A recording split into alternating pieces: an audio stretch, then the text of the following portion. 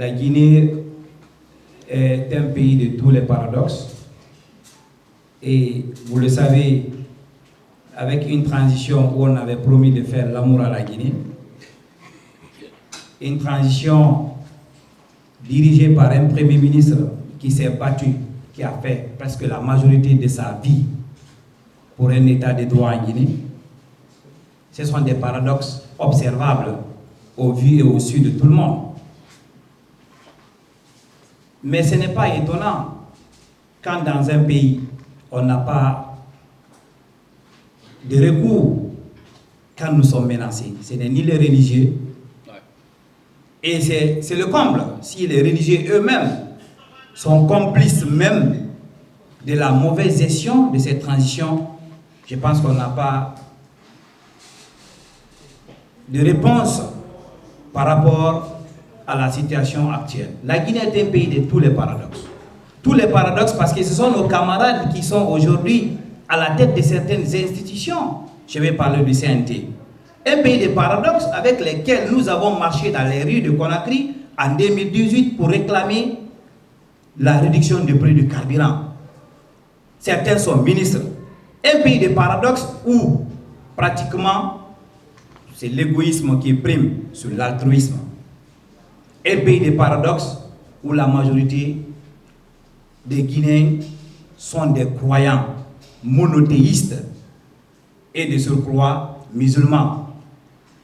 Un pays de paradoxes où un religieux se lève un beau matin pour soutenir ou encadrer ou entretenir des relations avec des personnes qui ont pris des engagements dans un pays. Le retour à l'ordre constitutionnel ne sera pas un frein. Nous sommes prêts à donner le pouvoir dans un délai conformant au partenariat et aux conventions, notamment de la communauté internationale. Nous avons vu ici tous la communauté internationale avec la CEDEAO, la convention qui a été prévue notamment pour que la Guinée revienne à l'ordre constitutionnel. Nous sommes pratiquement à 4 mois de la fin de cette convention, de ce partenariat, notamment cette convention. On ne sait pas maintenant, on est dans une obscurité totale. Nous ne savons pas où nous partons.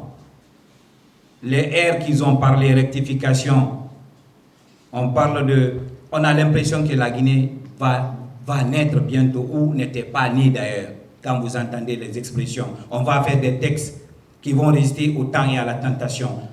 Les seuls textes qui résistent au temps et à la tentation, c'est les textes divins. Même l'homme ne résiste pas au temps et à la tentation. C'est un faux débat. On n'a pas un problème de texte en Guinée, on a un problème de gouvernance. Il faut qu'on soit clair avec tout le monde. On a un problème de gouvernance. Depuis 1958, quand vous regardez, nous avons fait les plus beaux textes de la sous-région. Mais nous avons toujours été les derniers à respecter ces textes. Je prends juste le code de collectivité locale de notre pays. Le Mali s'est inspiré de la Guinée, ils ont battu le record. C'est un paradoxe. C'est pourquoi j'ai dit la Guinée, c'est le pays de tous les paradoxes. Les deux camarades Fonik et Mengue ne sont pas les seuls, il y a d'autres. Nous qui sommes devant vous, nous sommes menacés.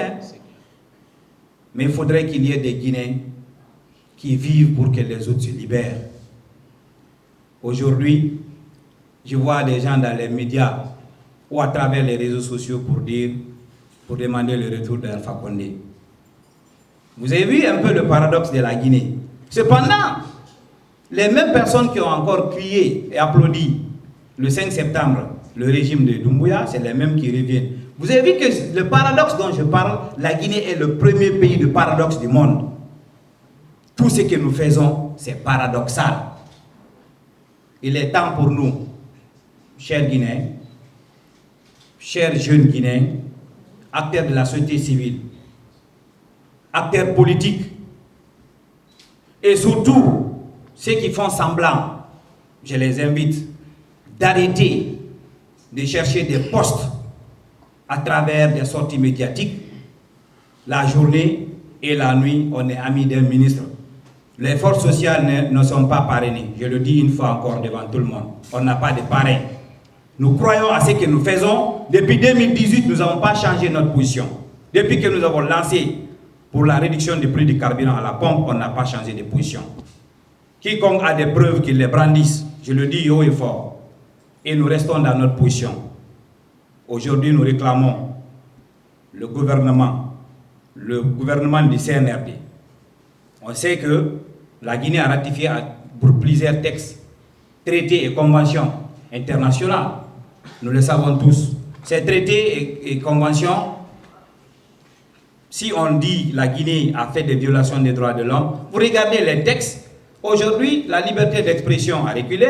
Vous regardez notamment les conventions internationales. Quand vous regardez par exemple la Déclaration universelle des droits de l'homme, vous lisez. C'est des textes de référence même des constitutions dans le monde aujourd'hui, francophone.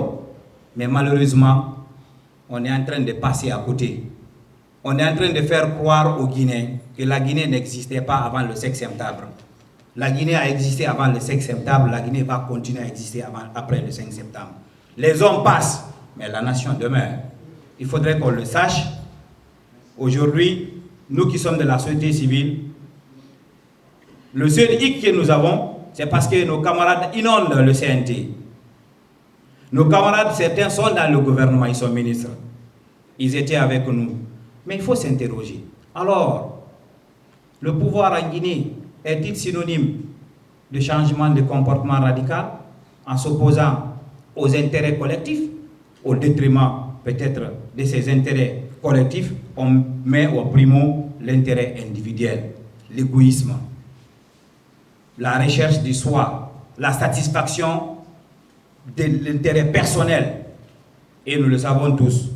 Donc, je pense qu'aujourd'hui, les deux camarades qui sont là, ils n'ont rien fait, ce n'est pas des rebelles, c'est des citoyens comme nous.